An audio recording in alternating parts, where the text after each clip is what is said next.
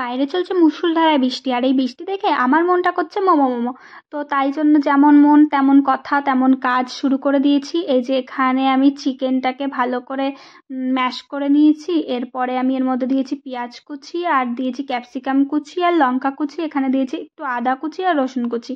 এবার আমরা দুজন মিলে বসে পড়েছি, এখানে আমি ওই লিচিগুলো কেটে দিচ্ছি আর আমি খুব সুন্দরভাবে কাটছি, তোমরা সবাই দেখতে পাচ্ছ বাটি দিয়ে যাতে পুরো একদম রাউন্ড হয়, শেপটা যাতে ভালো হয়। আর যে মোমো শেপটা সেটা আমি করতে পারছি না, ওটা ওই করে দিচ্ছে।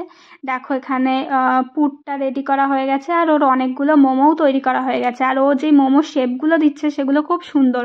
আমি একটা ট্রাই করেছিলাম, আমি পারিনি। আর এখানে দেখো মোমোটা স্টিমও হয়ে গেছে, কত সুন্দর কুক হয়েছে দেখো। আর এখানে আমার মোমোর তৈরি করা হয়ে গেছে, আর দেখো ভেতরে কত পুর। এখানে আমি একটু চিলি সস আর একটু মিউনিস দিয়ে খেলাম, অসাধারণ খেতে। টাটা।